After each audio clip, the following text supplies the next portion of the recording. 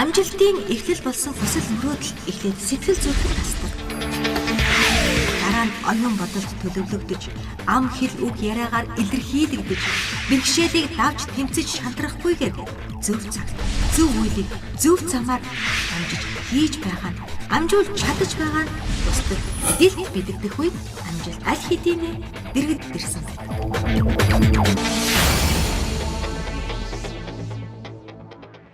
Сайн бацхан үзэгчтэй амжилт нэвтрүүлгийн шинэ дугаар яг одоо танд хүрэх гэж байна. Энэ удаагийн амжилтын эзнэр өөрийнхөө хүсэл мөрөөдлийн очийг гал шиг бадрааж амжилтанд хүрч чадсан. Бас бусдын хүүхдүүдийг ч гал шиг бадрааж чадаж байгаа тийм нэгэн эрхэм оролцож байна. Ингээд хэдхэн орны дараа Зүкийн хаус дээр уулзцгаая.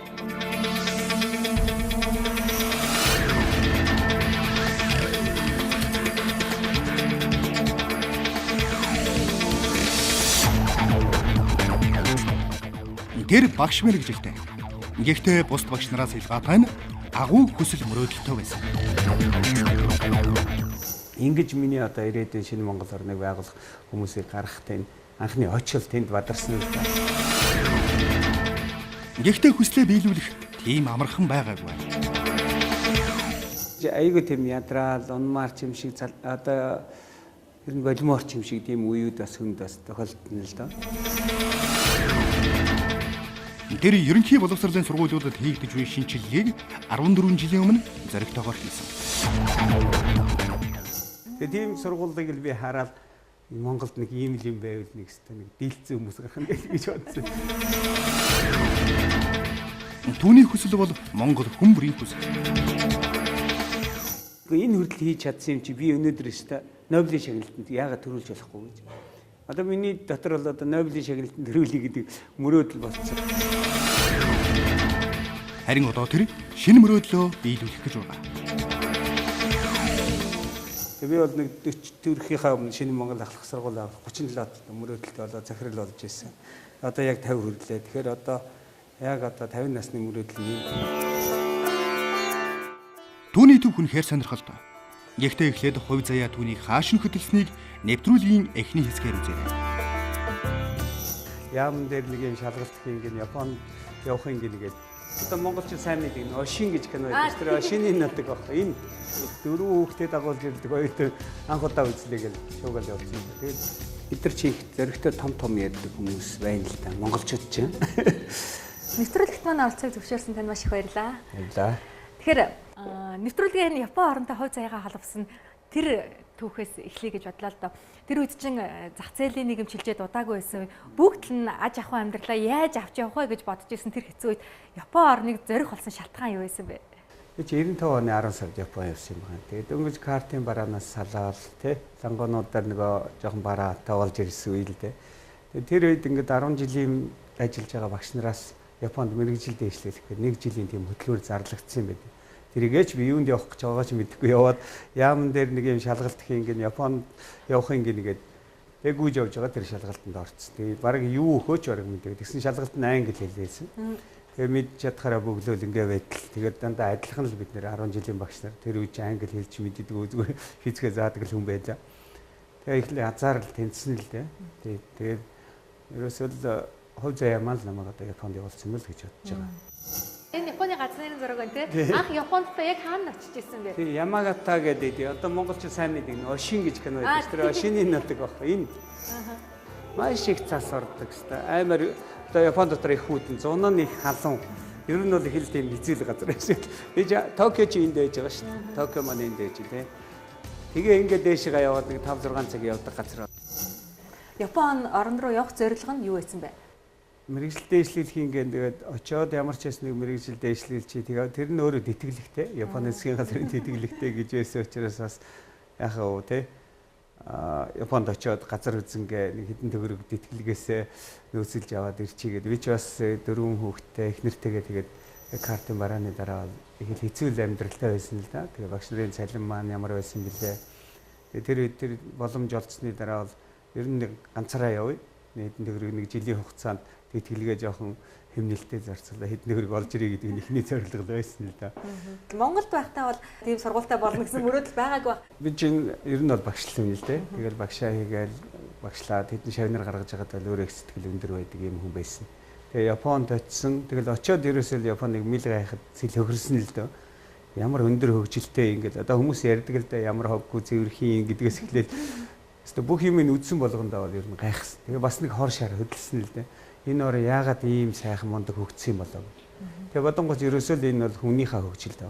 Улс орны хөгжил бол хүний хөгжил боловсрал юм байна. Тэгээ ингээ хаарсан жил яалтчгүй гэр бүлээ авчирмаар санагдсан. Тэгээ 3 сарын дараа шийдвэр гаргасан л да. Гэхдээ би одоо юу байна гэр бүлээ авчиръя. Хүүхдүүддээ л юу ч гэсэн нэг харуулчих гээ. Тэр болтол нөгөө дараа сургууль байгуулах энэ төр гэсэн хүсэл бол төрөөгүй л байсан. Ямар ч л байсан өөрийнхөө хүүхдүүдэд энийг л үзүүлэх хэрэгтэй юм байна. Мөнгө хураах нь биш юм байна. Мөнгөгүй байсан ч хамаагүй үзүүлээд явъя гэдэг. 6 сар болчиход ихнэр хөвгтэй авчихсан байхгүй. Тэгээ 6 сарын дотор нөгөө хэмнэ гэдгээр хэмнсэн байхгүй юу мөнгөө. Тэгсэн эмнийх мөнгөөр яг л зардлал гаргаж байгаа. Япончууд ч өөрсдөө хүүхд цөөхөнтэй шүү дээ. Тэгээд монгол хүн тэнд ажилддаггүй. Тэгээд тэнд сурдаг. Тэгээд ихнэр хөвгтэй тийчэнэ гэдэг бол энэ үнэхээр их сонирхолтой байна л да. Яаж тэнд болгож ийсэн бэ? Харин тэгэхээр Японод яг гайхсан ихлээ. Дөрөв хүүхдээ дагуулж ирдэг оюутан анх удаа үзлээ гэл шуугаад явцсан л да. Тэгээд манай багшаас эхлээд гайхсан л да. Чи яах гэж энийг олон хүүхд дагуулж ирж. Чи яах өөрийгөө яа их юм гээд. Тэгээд магистрт ороход багш маань дургуутсаж ирсэн. Чиний тэтгэлэг чинь байхгүй болно шүү дээ. Тэгээ би хамаагүй би бол одоо сурч чадна ингээд дижээ ар гэрээсээ баг мөнгө явуулна тэргээд тэр хэд чирээ юм ар гэрээсээ мөнгө явуулах юм байх уу. Тэгээд магистрт орсон. Магистрт ороод үнэхээр хүнд даваанаа тэгээд авсан. Тэр үедээ үнэхээр амьдрна гэдэг бол их л том болсон да. Миний бодож ирснээс асар өөр болсон. Тэгээд би бол өдөр шингүүл ажиллаж ирсэн. Эхний тэр тэтгэлэггүй болсон жилээ байхгүй. Өдөрт 3 ажил хийж ирсэн. Өглөө 5-аас 7 хүртэл сонин тараа. Тэгээ энэ дотор чи би чи тэгээд тэр өглөө цас их орцоо гэж нэг сонин тараа гэдэг чи айгүй хэцүү шүү. Ингээд дугуунд ундаг байхгүй. Дугууныхаа урт тал дээр сонингоо тавина. Одоо 100 сонин. Ардлынхаа багаж нь 100 сонин 200 сонин ачаа явж байгаа шүү. Тэгээ нөгөө дугуун нэрэхгүй. Дугуун нөгөө хигээс гэж яддаг шүү дээ. Тэрэнд нь цас ороод эргэж өгөхгүй. Тэгэхээр нөгөө сонинтой нөргөж ингээд пад буулгана, өшөглөн унгана. Тэгээ машины замаар явахгүй бол явгууны зам нөгөө өглөө шүн орцсон цассан зөөлөн явж болохгүй. Ер нь л хэцүү л байдаг байсан шүү дээ. Хөлсөө гойж илэн шүү дээ. Цас орчихор чинь сонин орчихгүй юу? Тэгэхээр ерөөс цас орсон өдөр нэг сонин болгоныг гялгар уутанд эхлээд гарахынхаа өмнө хийн. Яваад очингууд цас орсон байвал гялгар уутын тоотон сонингийн тоотоо тавьсан. Тэрийг өөрөө авч бүгдийг хийчээ тэгээд сониныг ширхэж норгож болохгүй. Айгүй хатал да. Тэгээ орой 5-аас 8 хүртэл ачаа чинь 8-аас шөнийн 12 хүртэл одоо баарнд зөөгч хийж гэдэг юм. Тэгэл 12 өнгөрөөж ирж унтаал өглөө 5 дуусна гэдэг миний тийм амьдралын 2 жил бол нэг тийм амьдралаар амьдэрсэн. Тэр үед бол бас л их л хэцүү л байсан л да. Гэхдээ нэгэнт одоо гэр бүлээ авчирсан хүн гэдэг өөрийг хариуцлага өндөр байсан. Хүүхдүүдийн төлөө тэгээ хүүхдүүдийн төлөө хийж байгаа хөрөнгө оруулалт гэдэг утгаараа өөрөө хичээхээс өөр зам байгаа. Тэр үед бол ядарч байна, ингэж яах гэдэг юм ерөөсөө байгаа.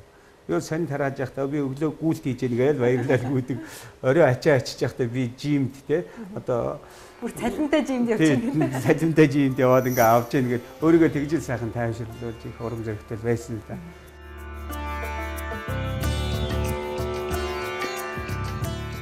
Шинэ Монголыг цогцлох шинэ үеийн хүүхдүүдийг бэлтгэх энэ хүсэл мөрөөдлийн оч яг хэдийд ассан бэ? Энэ хүсэл мөрөөдлийн их нь юунаас ихтэй вэ?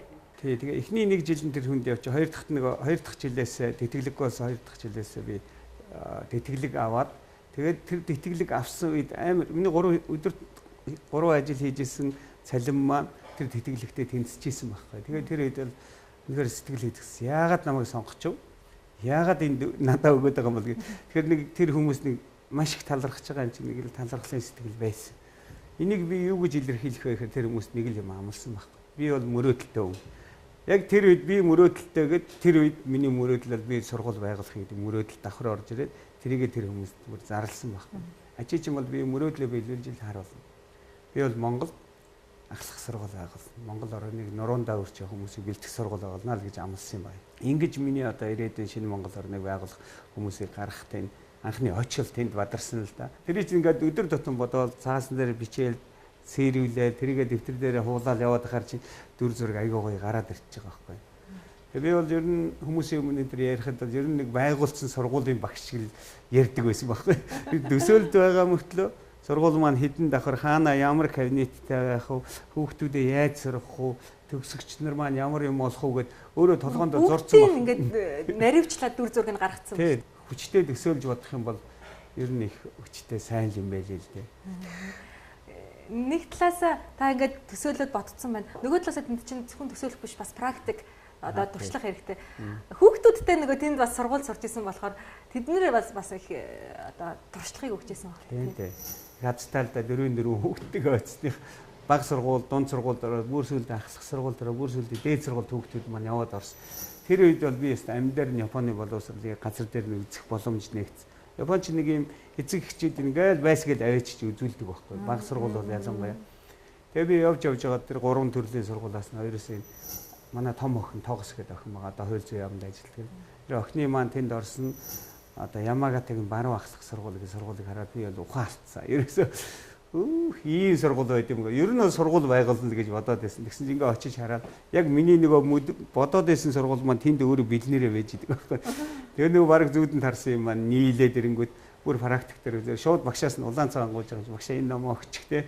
Энэ лаборатори ажлыг яаж хийдэг ингээд өгнө. Тэр ингээд юм байлаа. Японых ингээ өөрөө ном ингээ үзээ байжсэн. Энийг арай өгч болох бай. Танд яг энэ ижил ном байгаа гэдэг.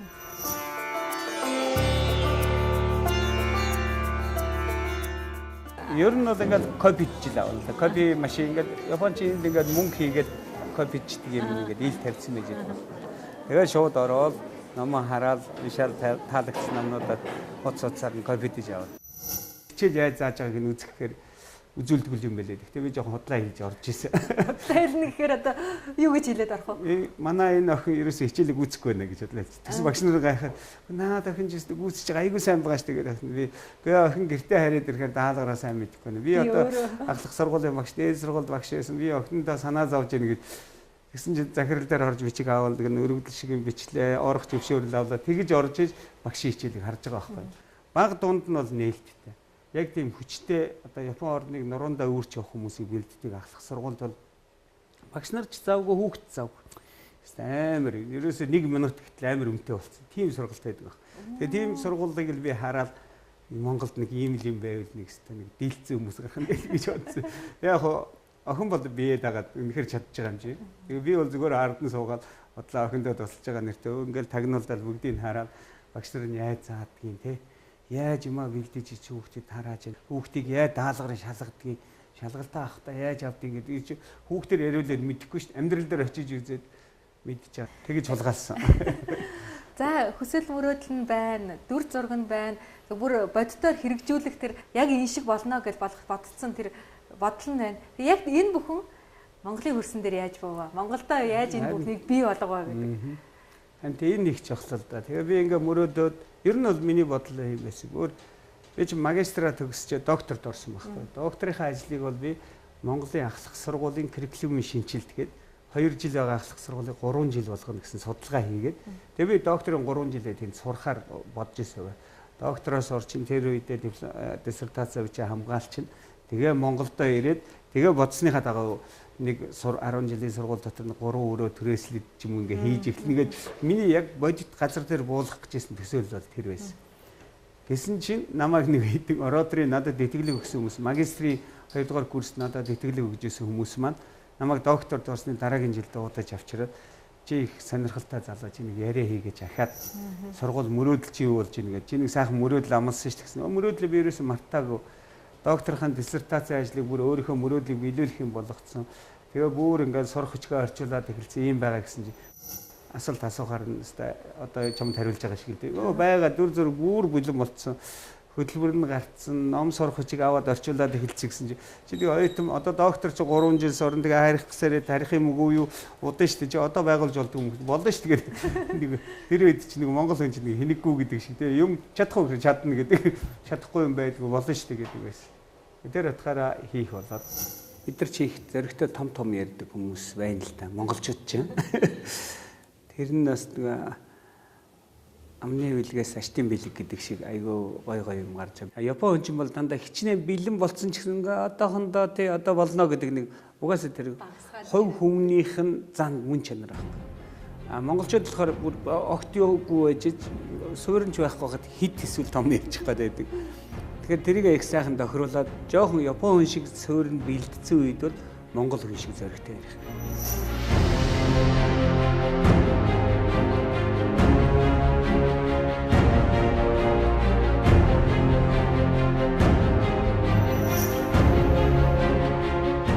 Тэр зоригтой ярьсан шигэ зоригтой эхэлж чадсан болов уу?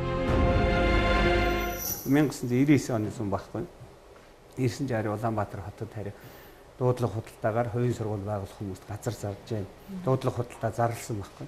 Тэрэн дээр миний амралт жоохон зөрөөд аавыг оруулсан. Тэгээд Иргэн Жанчив гэж хүний нэр дээр 920 хүүхдийн сургуулийн байр гэдэг. Одоогийн манай энэ сургууль байгаа газрыг аавынхаа нэр дээр анх худалдаж авсан. Тэгээ яг буцаж очиад нөгөө хүмүүстэй хэлсэн чинь нөгөө хүмүүс мас ямар хурдын нэрээ за тэгвэл дэмжийгэл тэгээ дэмжлэг бол хэлсэн л дээ. Тэрнээс өмнө бол тэр газар авахд ч гэсэн хөрөнгө мөнгө хэрэгтэй шүү дээ. Одоо бол газар ямар үнэтэй гэдэг лээ. Тэрийг бол худалдаж авах тэр мөнгөний их усөрийг нь хаанаас бий болгож ирсэн? Тэр мөнгөний их усөрийг бол яг манай аав ах тэр $3,000 авч ирсэн л бид. Тэгвэл ямар азтай юм бэ? Тэр дуудлага худалдаагаар ороод 3,000 гээд бас нэг өрсөлдөгч байсан гэсэн. 2,800 гээд 3,000 гээд 3,200 гэдэг дээр эцсийн дөнгөөр тэр газрыг бол авч ирсэн баг. Магадгүй докторийн ажиллаа тэнд дуусгачаад сургуулаа байхсан бол сургуулийн бан ажил ямар хөө байх байсан бэ? Тэгсэн бол тэр цаг хугацааг алдсан бол би өстой алднаа. Нэг жилийн дараа гэтэл ер нь тэгээ Японы эдийн засгч бас өөрөө яг нэг сайхан үе байж байгаа. Тэгээ бас нийлээ хүчтэй унсан шүү дээ. Бас үнийг одоо надтай ингээм хамтарч ажиллаж байсан тэр үедээ компани интернээс айтайхан байсан хүмүүс энэ төр бас үйл ажиллагаа компани интернээс жоохон тааруулах шиг байгаа юм. Японы эдийн засгч ер нь жоохон уналттай байгаа шүү. Одоо сэргэх гээд ах шиг юм буцаад. Тэгэхээр тийм одоо хамтарч ажилласан энэ төр гэдэг утгаараа бол аюулгүй цаг хугацааны сайхан тохирол байсан.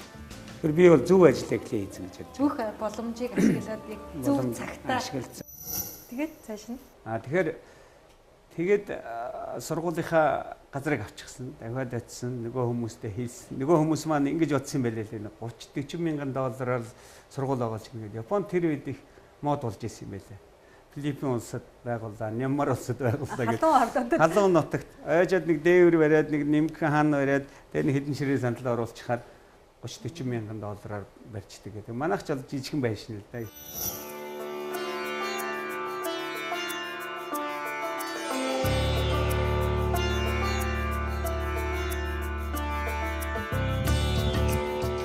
Тэгээд 3 дахь жижигхэн 18-24-ийн байшин байрлалыг төлөвлөд.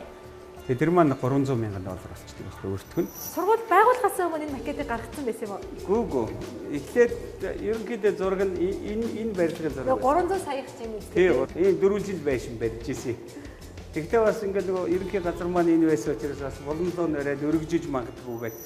Чин тийм байшин 3 давхар гэтэл бас $300 мянган босчдөг. Тооцоо гараад. Тэнгүүд нөгөө хүмүүс маань жоохон эхлээ шоконд орсон. Нөгөө клуб гээл дэмжээл бид хийчихгээд байсан. Бодлоос нь 10 дахин их мөнгө гараад ирдэг. Тэгээд тэр хүмүүс бид нар дийлэхгүй нэгнгүүтээ орхичоогүй нэг сайхан санагдтыг надаа. Нэгэнд амлцсан болохоор. Тийм амлцсан болохоор. Зам болохоор. Тэгэхээр бид нар өөрсдөө дийлэхгүй нэ за нийт олон томны донд хөдөлгөөн өрнүүлье. Баг нь нэгийн холбоо гэж байгуулаад нэг хүн нэг багны хэмжээтэй хөрөнгө оруулъя. Тэр нь сонин дээр гарсан, телевизээр бас гарсан Монгол залуу нутагтаа очиод ийм сургууль байгуулах гинэ гэд ханд үүргэе гэж юм л. Тэр нь нэг $100 гэсэн тийм заацсан юм байсан. $100 нь яг манай монголоор бол монгол хүнийг $10 гэж байгаатай нэг ханшны бас зөрөө байна шүү дээ. Тийм хэмжээний нэг хүн дарамт учраад ахаргүй. Тийм мөнгөөр тавиад 300-аад нийлийг цуглуулж чадсан юм байгаа тэр хүмүүс. Тэгээ ханд монгол хүний мөрөөдөлд зүгээр Япон хүмүүс, жирийн хүмүүс гээд $100 хандвалчих чинь өдөр хин. Харин тий. Тэгэл өөр өстой 2 настай хүүхэд хамгийн доотлол нь байсан. Тэгээ тэр 2 настай хүүхдийн мөнгийг 2 настай 3 настай хүүхдийнхаа мөнгийг нэг эмэгтэй өгсөн. Тэгээ өөрөө гараараа захиагчээд тэгээ энэ залууг дэмжиж яана гэдэг ингээд өөрийнхөө зургийг 2 хүүхдийг ингээд тэрвэрэд авсан зураг хийгээд тэр зураг байдгийг надаа. Тэгээ шууд ингээд явуулсан байх жишээ. Тэгэд 80 настай дэтгэрс гарсан өвгөн зураг зүйдээ сууж исэн чинь нэг энэ залуу яриа энэ нэг сайхан таалагдлаа гэд бас захиа өчээд. Тэгэхээр янз бүрийн төвчний янз бүрийн хүмүүс байсан. Толгой дотроо төсөөлж сэтгэл дотроо багтаасан сургуулийнхын суур Японы сайхан сэтгэлд хүмүүсийн ачаар тавигдсан. Түүнээс хойш хэцүү үеийг хэрхэн давж гарсан тухай нэвтрүүлгийн дараагийн хэсгээс үзээрэй. Эсвэл миний нуранаас тэтгэл нав мэдхгүй зам руу оролцсон. Нүдэнд харагддаг юм л. Хамтай хүмүүс хэлдэг байсан. Чамд нэг тийм соронц шиг чанар байна гэж. Бүтээх ёстой надад ямар боломж вэ гэдэг шинэ унтаал өглөө усахтаа бодож ирдэг л байсан. Тэр үед чинь нөгөө сургууль барих төсөн маань $300 мянган болчихсон байгаа. Яг баган нэгэн холбоогоор нөгөө Японы ард түмэн хандуулсан тэр мөнгийг бий болгож чадсан уу? Чадаагүй л дээ. Тэрний 3-1 л хүрсэн юм байна. Одоо 100,000 $100,000. Тэгээд үлдсэнийг нь та өөрөө яаж гаргасан бэ? Одоо гадна талын каркасанд ингээд зөксөө тэгээ мөнгө нь хандивны мөнгө бол дууссан. Нэгэнд би ингээд байшин бариад тэр хүмүүс барья гэд ингээд ихлээл миний нуруунаас түлхэл нав мэдэхгүй зам руу оролцсон. Тэгээ би тэгээ ороод ирэнгүүт яана ямар амар юм бэ чи гэхгүйгээр би ши ороод ирлээ. Гэхдээ энэ надад ирээдүйг боломж энэ гарч байна. Энийг би гүйцэх хэрэгтэй гэл. Тэр хүмүүс маань 3-1 цугларчаад бүр ингээд шантраа те айсан гэж байгаа байхгүй. За энэ залууч биднээс ангал руу дүлхээ ажиллаа. Тэрөөс тэр үед бол надад би ангал дунж ийн гэж өөрийгөө бодоогүй. Ягаад гэвэл их сайхан ажил хийсэн. Ийм олон хүн дэмжиж яхад би нэг бүтээх ёстой. Надад ямар боломж вэ гэдгээр шинэ унтаал өглөө босохдоо бодож ирдэг л байсан. Тэр үед би чинь зүгээр нэг багш байсан юм шүү дээ. Тэнгүүд төсөл бичих гэдэг асуудал. Тэр төсөл өндөр бичихгүйгээр сайхан дүр зураг ярьж байгаа л нэг сайхан болчмоор юм байсан. Сүүлдээ шууд бизнесмен болж ирсэн л дээ би. Би менежер хүн болох хэвээр бизнес төлөвлөгөө яах вэ? Энэ хүмүүсээс одоо мөнгө зээлий. Зээлүүд би яаж үе шаттайгаар өгөх юм гэдгийг бүр бодох хэвээр. Бүр амар нарийн тооцоо бодохгүй хэцүү болж ирж байна. Тэгээ айгүй нарийн тооцоотой их азар өөрөө ингээд суугаад бичээд байсан чинь одоо бодох нь их гоё төсөл бичсэн байд ямар төрөлхгүйсэн. Тэгээ тэр төслийн маань харуулаад харин хөрөнгө оруулах хүмүүс гарсан. Би түрүү хэлсэн шүү дээ. Баган нэгэн холбоонд миний нэг сайн одоо хөрөө ах шиг том бизнесмен хүн байсан Японд. Тэр баган нэгэн холбоо байгуулаад бүх хүн ингээд оролцоод байгаа. Ерөөсөө орохгүйсэн баг. Би тэгээ энэ одоо их сайн дотны хүндээ яагаад ордгүй юм бол гээд тэгээ би нөгөө төслөө бичээ за одоо л энэ дээр нэг асуугаад үзьгээд яваад орсон чи би чамайг эрхийг хүлээж ялаа гэдэг байхгүй. Тэгс яас гэсэн чинь та нар нэг $100 цуглуулад барьчихгүй нь ойлгомжтой шүү дээ. Тэгэхээр тэр бизнесмен хүн бол харж байгаа байхгүй. Тэгээ надад зөвлөсөн. Чи заавал хөрөнгө оруулагч гэдэг юм байна. Зээл юм шиг хүүгүү зээл шиг чи хөрөнгө авчих. Тэгээ би чам тэрний эхнийх нь болъё гэх. Тэгээ миний төсөл мэдлийг засч гисэн. Тэгэл эхний хүмүүс эхэлсэн чи харин тэгээ хүлээгээд харж исэн найз нөхдөд бас байсан байгаа байхгүй. Япон бизнес нөгөө туршлагатай компани захирлаад гэтээ намайг нэг хан мөргөн гэдгийг бол харж исэн. Тэгээ хан мөргсөний дараа тэгээ тосол дэмжээд ямар ч бизнес ч юм ямар ч үйл ажиллагаа эрхлэх хүн ийм л асуудалтай тулгардаг шүү дээ. Сайхан мөрөөдөл байгаад би болчихгүй те. Яг бодитоор амьдрал дээр нөгөөдгөө хийнгүүгд маш их олон асуудлууд тулгардаг. Тэр бүхэндээ хамгийн их нөлөөлж исэн зүйл хүмүүсийг итгэгдэл нь байж чаддаг байсан л энэ ноц орчиж байгаа юм болоо гэж би хараад байна. Хүмүүсийг та үнэхээр итгүүлж чаддаг байсан байна л да. Ер нь ингээд ярьж байгаа гэдэгт ч гэсэн харахаар их нүдэнд харагдтал ярих юм л да. Харин тэ хүмүүс хэлдэг байсан. Чамд нэг тийм соронц шиг чанар байна гэд. Тэгээ тэр их олон хүмүүс бас японочч өөрөө яг нэг төр асуусан шиг ийм амархан мөнгө бид нар чинь нэг ийм амархан сэтгэлийн хөрөлөөр хандуулахгүй дээ. Ийм амархан хөрөнгө оруулагч бол олдохгүй дээ. Чамд нэг тийм нэг чанар байна гэж ярьж байсан. Тэгээ би яг ингээ хүнтэй талаад ярихаараа шууд л илэн далангүй. Ямар тийм нөгөө баг маг байхгүйгээр нөгөө ийм бүр ийм амар хасахтаа явж байгаа гэж байгаа л дээ. Тэгээ хүмүүс чиний яриад байгаа чинь нэг өөртөө нэг аяг итгэлтэй. Нэг үгэн дээрээ тийм итгэлгүй чанар гаргахгүй.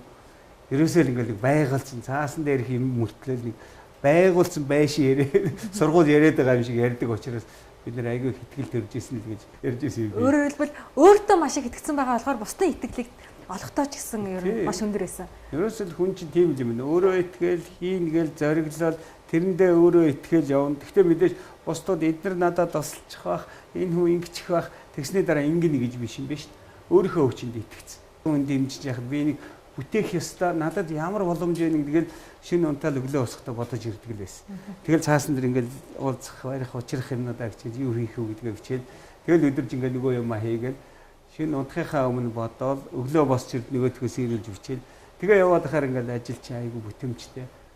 Тэгээд одоо бас урхан тэнгэртэй залбирна тийм ээ. Одоо хүснэ. Тэгэл олон хүний дэмжлэгээр мөн аав маань энд одоо миний төлөө их залбирсан дөө. Тэгээ тэрний хүч дэмжлэгээр одоо бас ажил үс их сайхан ингээд хэцүү үеийг их гоё давсан байгаа юм. Ер нь тэгээд бас харж үздэг юм лээ. Зоригтой, хүчтэй, өөртөө итгэлтэй, тэмүүлтэй явах юм. Бурхан харж үздэг. Тэр нь одоо итгэдэг.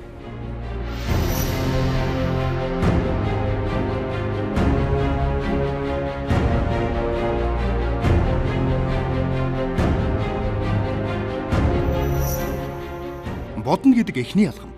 Бодлоо бодит болгоно гэдэг дараагийн алхам. Гэсэн ч болсон чигээ хэрэгжүүлнэ гэдэг тийм амархан зүйл биш. Өөртөө итгэлтэй байж бусдын итгэлийг даасан түүний сургуулаа босгоноос хойш сонирхолтой яриа хэдхэн хормын дараа үргэлжилнэ. Тэгэхээр таны яриаг сонсоод тахаар таны энэ мөрөөдлөгтөө их наран улсад итгэж өдөөж өгсөн байна. Тэгээ цаашаа туслаад ингэж дэлбэлүүлж гаргасан тэр хүчин зүйл юу вэ? Би бас л их л дорчлоггүй хүн байсан байна. Бодоод байхад ерөөсөө нэг сургуулийн байшинтай л болчихлоо гэл бүх юм болно даа гэж ингэ бодож ирсэн чи байшингаа барьцны дээр хамгийн том асуудал гарсан. Хамгийн гол одоо тэр усалж дэмжиж өгсөн хүмүүс маань байшин барьцны дараа би чин одоо сургууль байгуулангуудаа анхныхаа хүүхдүүдийг аваад 6 сар дийлсэлт авчаад тэгээ 9 сарын 1-нд нэгсэн нөгөө барилгын ашиглалтанд орохгүй явсаргаад 10 сарын 5-нд нэгдсэн. Тэгээ бид анхны хүүхдүүдээ их баярлж идэв эцэг эхчүүдэд хүлээсэнд. 10 сарын 5-нд байгуулагдсны дараа байгууллагт хүртэл байшингаа бүгдийг арай гэж барихтаа нэг авсан төлбөр мөлөр бүгдийг байшин хийгээд ах дүүнээс бүгдийг зээлээд бүгд юм хийгээл ерөөсөө эхэлсэн чинь. Тэгсэн чинь цалин тавих мөнгөгүй суужсэн. Захиргааны мөнгө төлөх гэсэн 0 ерөөсөө банкнд ерөөсөө 0 мөнгөтэй арай гэж бөөн зээл мэйл тэгээд тэгээ сургуулаа би одоо орж исэн л да. Яг тэгээд тэр үед бас их азтай манай охин маань том охин маань нэг тоогоо их сургуульд орчоод шалгалтын өндөр байгаа Sony гэж компаниас 4 жилийн тэтгэлэг авах болоод. Гэхдээ манай охины тэр 1 сард авч ирсэн тэтгэлэг нь тухайн үед Монголд байсан манай багш нарын 8 багш байсан. 8 багшийн цалин тавих юм хүрээд идсэн. Тоогоо их сургуулийг манай тэр 4-гээр байсан. Энэ сургууль байгаа. Энэ Японд ихний алдартай 5 сургуулийн нэг л. Энд манай охин маань энэ сургуулиуд төгсөөд ийшээ орчихлоо. Энд орж ирсэн байна. Тэр охиныхаа тэтгэлгийг бол би 3 жил ерөөсөө охиныг гар хөргүүлэхгүй 3 жил дээр тэтгэлгийг сар болгоодоо $1500 охиноос авч ирсэн гэсэн. Тэгж ойрж ингэж явсан. Дээр нь сургууль байгуулахад өмнө би нэг мөрөөдлөө биелүүлэх бас нэг зохион бичлэгийн уралдаанд оруулаад мөрөөдлөө биелүүлж байсан. Тухайга бичижсэн үе байдгийг. Энэ Японд уу? Японд тийм сонин дээр. Тэгээд тэр сонин дээр биччихээд уралдаанд оролцоод төрүүлэн ч гэдэг юм шалгарсан нэг 42-т. Тэр нь шалгарчаад байж байгаа дараа нь 3 жилийн дараа мөрөөдлөө биелүүлчлээгээд одоо сургуулаа байгуулсан тухай бариад очиход тэр том захирлаас үнэхээр баярлж байсан байхгүй. Би анх удаага ингэж яг мөрөөдлөө цаасан дээр буулгаж биднэрт биччихээд мөрөөдлөө биелүүлчихэд тайлангаа тавьж байгаа анхны оюутан чи вэ нэгэд айгүй баярлснаа. Тэгэл надад бас танай сургууль хөрөнгө оруулъя гэх. Бас яг аяг хэцүү үед манай сургууль тэр хүн угаасаа би мөрөөдөл биелүүлэх хүүхдлэг залуучуудыг л гаргах байсан. Тэгээ чи анхных нь учраас чамд $30,000 одоо хөрөнгө оруулнаа гэх. Нөгөө нэг хамгийн хэцүү зээлтэй үед тусалж ирсэн. Тэгээ энэ маягаар бол миний мөрөөдлийг бол усалж дэмжиж ургуулж өгсний ачаар өнөөдрийн сургууль маань босч ирсэн л дээ.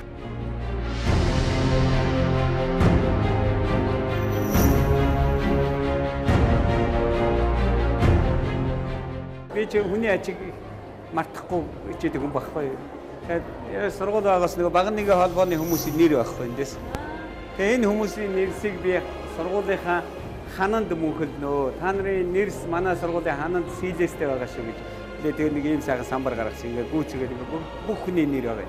Танд өгс нөгөө талархлын юм өгсөн хүмүүс гэдэг шиг. Тэгээ энэ дотроос одоо ингээл баг нэгэн холбооны тэргүүн гэж байж байгаа. Одоо энэ бол жишээ нь Оротрын тэргүүн бас энэ хүн миний одоо Япон аавал да энэ хүн. Монгол одоо энэс ийш ингээ хөрөнгө оруулагч нар болоод нөгөө хэлсэн тэгээ Монгол талаас манай дээр нь манай охин энэ миний одоо хуурай ах нөгөө түрүү яриад байсан ийм хүмүүс байгаа. Тэгээд дараагийн энэ хоёр талын самбар нь болохоор нөгөө манай төгсөгч хүүхдүүдийг Японд очиж сурах үед нь тэтгэлэг өгж сургаж байгаа хүмүүс маань энэ хоёр талынх нь ивент итгэгчгээд оруулсан байна. Тэгээ ямар ч байсан тэгээд энэ хүмүүс тэгээ байнгын захиатай, занаатай холбоотой Япон очихоор мэдээлэл ингэж хүргэж игээд бид нар амьдралынх нь бас нэг баяр баясгалтай байдаг байхгүй хүн чинь өөрөө зүгээр нэг амьдрсан бол би зүгээр чив чимээг өнгөрчих байсан. Миний өгсөн $100 энэ их олон хүүхдэд төрсэн байна гэж бодохоор энэ хүмүүс өөрсдөө одоо их баяртай, жаргалтай, их сайхан байдаг хүмүүс. Бараг таны амжилттай яваагийн олон ажил үйлстэй бүтэж байгаа шалтгаан бас хүний ачиг дандаа санаж явах юм байна. Тэрнтэй холбоотой хаа. Би бол ерөөс нэг л зарчимтай. Ерөөсөө бүх юмны эхлэл бол ерөөсөө талархах сэтгэлээс эхэлнэ л гэж яддаг байна.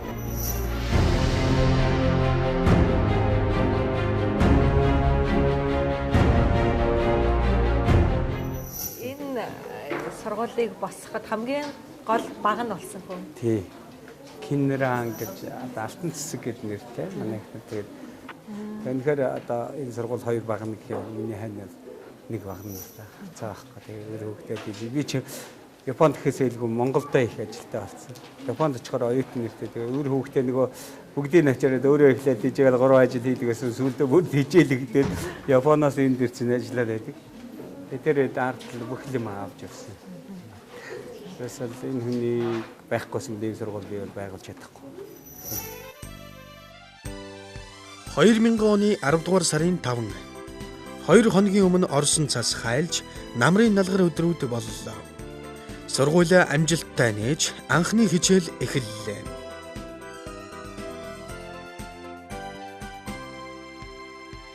Хамт хүчин зүтгэж зовлон жаргалаа хуваалцсан эхнэр алтан цэцэг, аав жанчив, нагаши тэргүүтэй Япон нөхөд, бүрв базрах, тунгалаг эгч нь баярын нулимс унгаж байлаа. Энэ бол мөрөөдөл нь биелж, их ажлын ард гарсан хүмүүсийн баяр төмөч байсан юм. Гэх маягаар яваад ямар ч байсан анхныхаа сургуулийг байгуулахад бол маш л их л өртөө тэгээд дансандаа ямар ч мөнгөгүй тийм л өмөвтөж байсан. За тэгээд анх эхлэхдээ бол нэг л их өр зээлтэй маш их асуудалтайгаар л эхэлж исэн. Одоо л нэгэнт 16 жил болчихлоо. 14 жил болчихлоо тий. Одоо л ашигтай ажиллаж чадж байгаа юм. Тий, ашигтай ажиллана гэж бол боловсруулал ярихгүй л тий. Бид нар ямар ч байсан нөгөө өөрөөхөө орж ирж байгаа орлогоо одоо цалин мөнгө бүх юмдаа заруулаад бидэрт одоо тодорхой хэмжээний нэмүүлэхэд бид нар цааш энэ сургуулийг бол сургууль хөгжүүлэх гэж төлөвлөгөө байгаа. Тэгээ бид нар одоо цаашаа янз бүрийн шин кабинет орчин үеийн сургалтын юмнууд оруулж ирэх гэдэг энийг одоо үе шаттай хийсээр л явж байна. Манай сургууль ихэд одоо 50 онсоос те физик, хими, иж хүрэн лаборатори оруулж ирсэн ч гэдэг. Ингээ эн чинь ингээ дараагийнхаа шатны хөрөнгө оруулалт дэмрүү ороод сургууль гэдэг чинь өөрөөсөө маш их удаан хугацаанд ингээ багаар ингээ явж ирдэг. Ийм л одоо бизнесийн үйл ажиллагаа л да. Нэр марцнаас мал мэндүү гिचиг докторийн ажил яасан бэ? Докторийн ажил би чи дуусаагүй байгаа. Би түрүү бас ярьсанчлээ. Ямар ч байсан нөгөө сургуулийн ажил гэсээр өдөр хоног өнгөрөө. Ямар ч кредит авцсан. Доктор ойрын үед хамгаалсан гэсэн зорилттой байгаа. Энэ Япон хэвчинжийн ахлах сургуулийн хөтөлбөр Монголын маань хүүхдүүдэд хэрэг тохирч байгаа юм. Угаасаа би охиныгаа сурж байхыг хараад өөрөө судалгаа хийж явж байгаад миний нөгөө бодоод байсан сургууль энэ шиг. Яг 3 жилийн дараа охиныгаа төгсгöd бол энэ бас болохгүй юм байна гэж бодсон байхгүй. Яасан бол охин болоос аягүй чадвартай болсон. Энэ тэр Япон хүүхдүүд.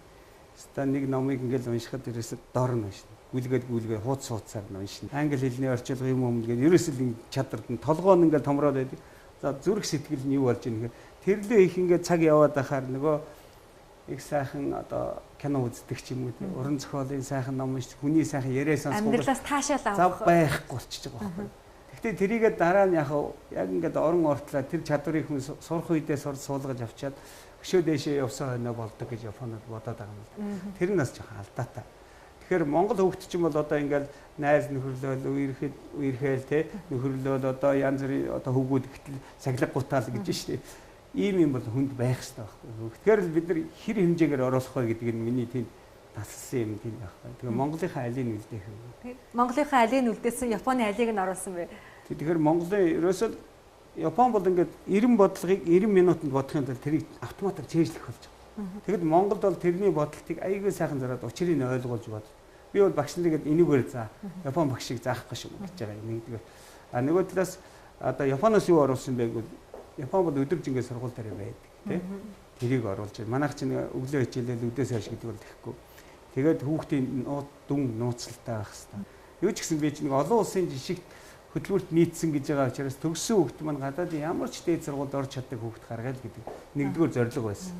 Тэгэхээр нөгөө сургалт тал руугаа хичээл предмет дээр агуулга тал дээр нэлээд анхаарсан. Тэгээд тэрэн дээр бидээд одоо манай сургуулийг ярих юм нэг 400-аад хүүхд маань гадаадын их дээд сургууль сурж байна те 1200 хүүхд төгссөнөөс 3-1. Тэр дотроос Японд 231, Америкт 48 ч гэдэг юм. Япон хэлний сургууль гэж би танахыг анханаас л бодож исэн байх. Биш юм байна. Япон хэлээр тийм дэлгүү заадаг юм байна. Тэгээд юу заадаг болоод тэр хүүхдүүд маань тэр сайн сургуульд орж чадаад байна. Юу өгдөг болоод ингэж байна. Миний харснаар ерөөсө хүсэл мөрөөдлийг нь өгчдөг юм байна. Харин энэ их айгуу гоё асуулт байна. Ерөөсө сургана гэж юу хэлдэг юм бэ гэдгийг илүүзмээр байгаа байхгүй. Багш яриад багшийн хэлсэн юмыг дочиг давтаж сурдаг юмыг хэлчихэд энийг сургалт гэж яриад байгаа. Энэ буруу байхгүй. Ерөөсө юуны төлд сурж байгаа юм би энэ яах гэж байгаа гэдэг айгүй сайн эхлээд ойлгох хэрэгтэй. Жишээлбэл ингээд математик гэдэг хичээлийг заахын тулд шууд үржүүл нэмэх хасах үржүүлэх хуваах тэгээ томьёо 7 томьёо гэж хэлэлээд эхлэх биш. Чи энийг яах гэж үзэж байгаа гэдгийг эхлээд ойлгуулах тал дээр их анхаарал. Тэгээд чамд ийм сайхан боломжууд байна гэдгийг айгүй сайхан хэлж өгнө. Тэгээд зүгээр чи энэ номыг л дуусгачих. Би дагаад дуусгачих. Чамд яг туслах аргачлалын эхлээ багш хэлж өгнө. Тэгээ би дааж хэмжээнд өөрөө хийх чадвартай болно гэдгийг хэлж өгнө. Тэгэхээр Таны Патрен дуусчлаа. Ер нь та юугаар цэнэглэгдэж амьдарч байна? ерөөсөө шавнар маань байна да. Амьдрыг гаргаж байгаа. Тийм шавнарын гаргаж байгаа юм биш. Тэгээд миний өөрийн хүүхдүүд байж тийм. Энд чинь нөгөө хүүхдүүд бас бахархал байна штэ. Ийм мундаг сургуулиуд ингээ явчих тийм. Тэгээд тэр дотроос шилдэг төгсөгчд хүүхдүүдээ энэ ингээ хагас жил татам солигдоод идэв. Сольж яваад. Тэгээд ерөнхийдөө орж ирэхэд дэлхийн газрын зураг тавиад Америкт хэдэн хүүхэд байж идэг. Тэгээ Японд хэдэн хүүхэд байж идэг гэдгийг ингээ харахаар ойлгомжтойгоо хийгээ. Манай сургуулийг төгсчлөө. За баяртай гэж явуулчих болно. Одоо ерөнхий боловсролын сургуулиуд ч юм уу юу гэж байгаа. Энэ хүүхдүүдийг ингэж гадаад руу сургуульд явуулах болсон нэг шалтгаан нь олон хүүхэдтэй хүн шиг л хойноос нь санаа зовоод өгдөг гэж байна тийм. Ерөөсөө бид чи яг би өөрийнхөө хүүхдийг одоо эцэг эхчид нэг хүүхдийн талаа араас явдаг шиг яг тэгж явж чадчихж явуулдаг.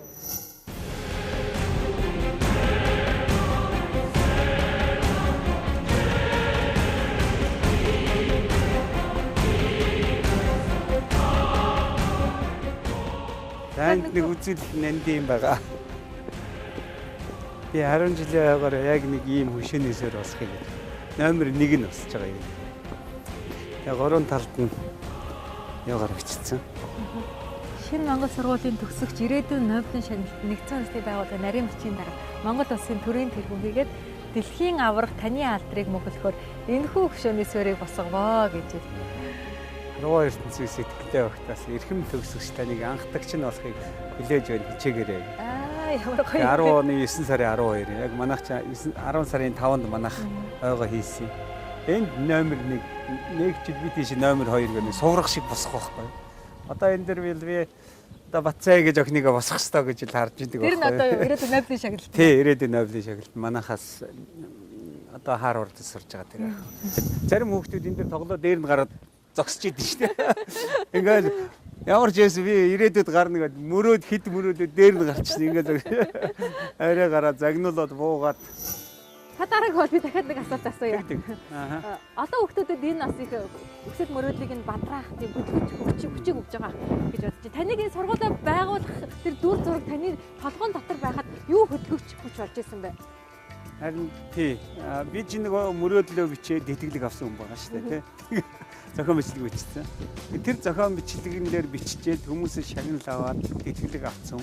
Тэгэл би чи ингээ хүмүүсийн юм амлцсан шүү дээ. Ингээ бичсэн шүү дээ гэдэг. Тэр зохион бичлэг бол намайг өөрөө амлсан амлалт байсан лээ.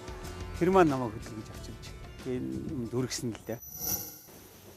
Тэн бид нар хүүхэд өрөөсөө ингээл анхны сэтгэл Японоор шошинл гэж юм л.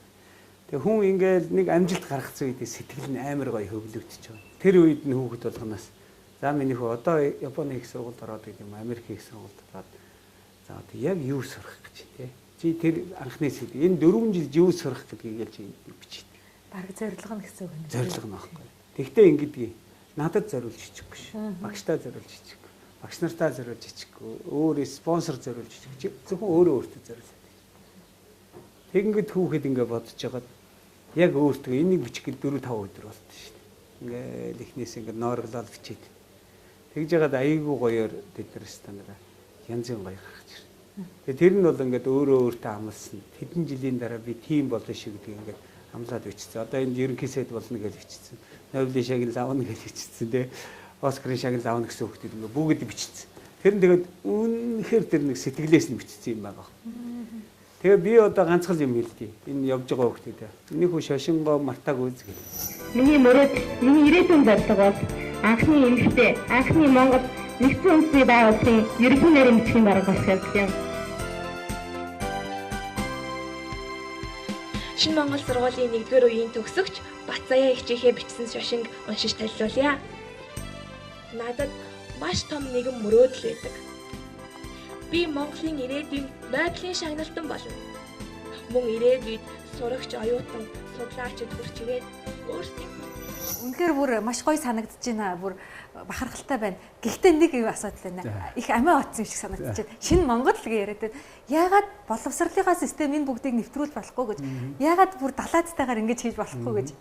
Тэгэхээр уг нь бол би чинь өөрийнхөө ажилд ингэ хийж 3 жил болгочоод 4 жил болчоод үр дүн гарангууд юм нэгтгээд боловсролын яамны хүмүүсийг дуудаж ирж үзүүлж ирсэн. Манай хөтөлбөр ийм байна. Одоо энийг хэрэгжүүлье. Энэ юм хийя гэдэг юмыг бол би нэлээд тавьж ирсэн. Сон дээр ч гэсэн одоо миний дандаа л энэ тухай боловсролын салбар болохгүй байна. Тэгжээ нэгж ийм оруулыг билээхэн загвар 3 жилийн сургалтаа сургууль гарчлаа гэдэг. Тэгэхээр би надад бол одоо нээлттэй байгаа. Би бол одоо хүмүүст энэ тэнд хурал явахад би өөрөө санаачлаад 3 ч удаа бүр тийм хурал Улаанбаатар хотод зохион байгуулж байна. Тэгтээ хэцүү. Энийг улс төрт өөрөө орж иж хийдэг ч юм уу. Нэг яам тамгын газар очиж сууж иж ч юм уу хийх юм шиг байна. Би бол тийм хүсэл ерөөсөө баг.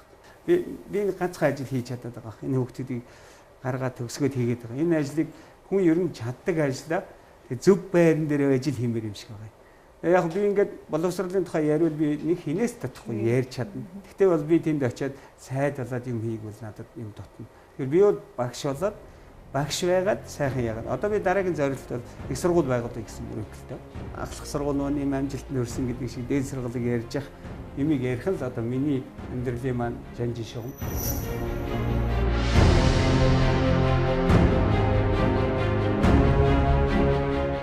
Өсгөж өдөө зэрэг түргсэн сургуулийнхаа өрхийг тусгаарлаж тэр шинэ мөрөөдлөө үлгийдэн авсан. Түүний шинэ мөрөөдлийн талаар нэвтрүүлгийн дараагийн хэсэг.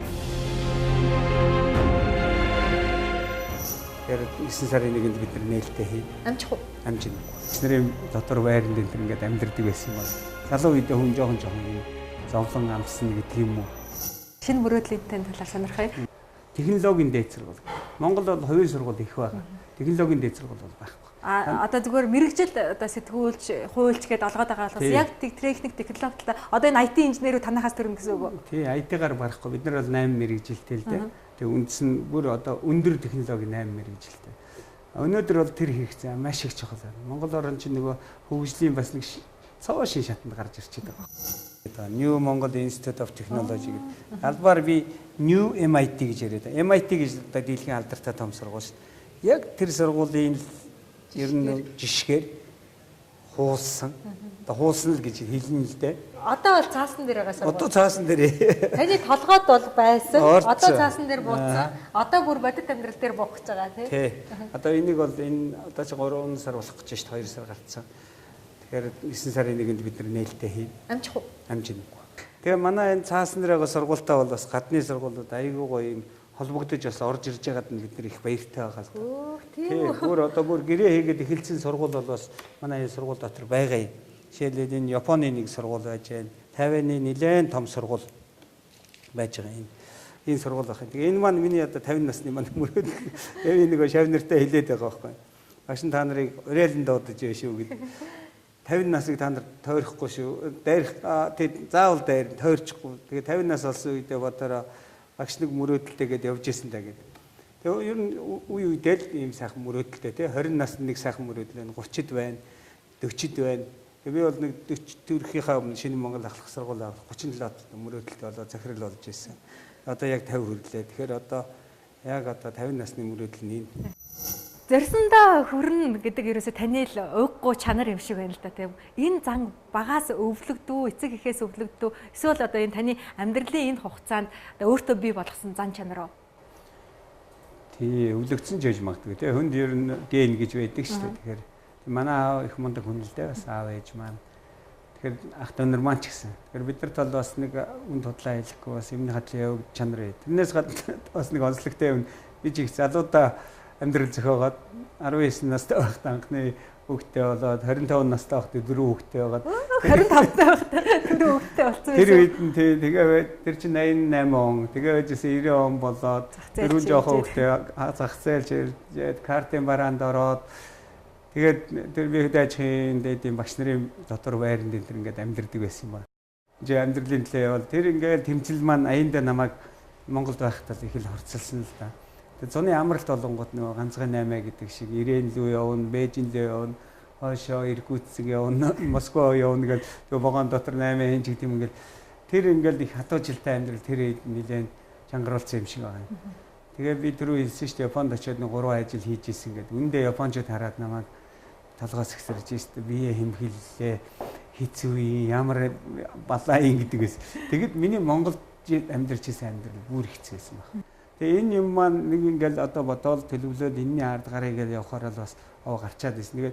Тэгээд тэгтээ жижиг ажил ингээд тэгээ одоо тэтгэлгээ би онд сурж энэ хэлэр дээр тэтгэлгээ авъя гэд ингээл чармаагаа сууж байгаа авчдیں۔ Тэ тэмцээнд орсон гэсэн энэ баг та хожиг гэд ингээл энэ юм чи ингээ хүнд ингээд зуршил болоод хадгалагдсаар байгаа.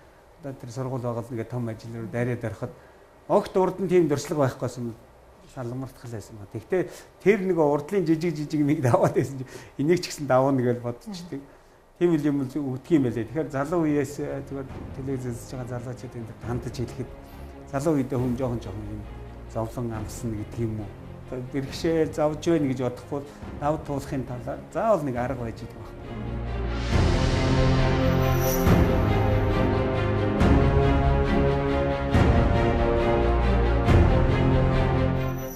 Амжилт гэдэг бол нэг том алхам хийснээр ирдэг. Маш олон жижиг алхмуудаас бүрддэг гэдэг. Яг л таны амьдрал тийм байсан байна. Тий, ерөөсөө л тэр. Тий. Тэгвэл та өөрөө энэ амжилтыг яг өөрөөхөөрөө нэг ингээд тэгнэш амжилт гэж таны хараар нь юу вэ?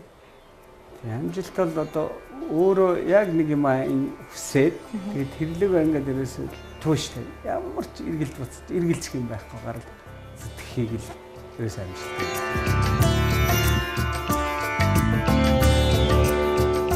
Хүнээ эргэнээ хүүхдээ хөгжүүлж чадсан орн л асар хурдцтай хөгждгийг харж мэдсэн тэр боловсролын систем өөрчилгөж олон жил ярилгүй шууд л өөрөө чадах чинээгээрээ хийхийг хичээсэн.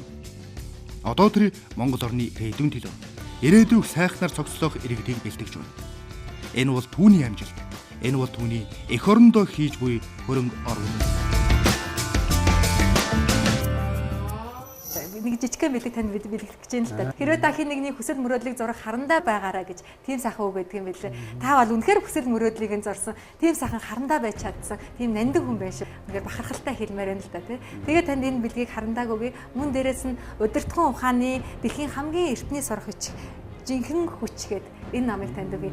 Таны 50 насны шинэ мөрөөдөлтөд олон залуусыг амжилтанд хөтлөх энэ жимийг босгож байгаа энэ үйлстэй үнэхээр амжилт хүсье. Хүн болгоны дотор жинхэнэ хүч нь явж идэг. Тэр тохиолдсон баг тий. За баярлалаа. Нэвтрүүлгийн маань бодлого хүлээн авч манай нэвтрүүлэгт оролцож амжилтанд хүрсэн түүгээр ярилцсан танд маш их баярлалаа. Нэвтрүүлэгтээ маань хамт исэн үзэгч та бүхэнд ч бас баярлалаа. Нэвтрүүлгийн дараагийн дугаарт эрүүл хүн таны төлөө эрүүл хүн сүлдүүлж энэ салбартаа амжилттай яваа нэгэн залуу оролцох болно. Ингээд тэр цаг мөчид бэлэн болцсон. Баяртай үзэгчтэй. Хүний амжилтанд хүрэх гол нууц бол хүний дотоод сэтгэл гэдэг жинхэнэ хүч юм. Жинхэнэ хүчээ хизээ гаргаж чадна тэр үед л амжилт нь үрдэг юм гэж боддог.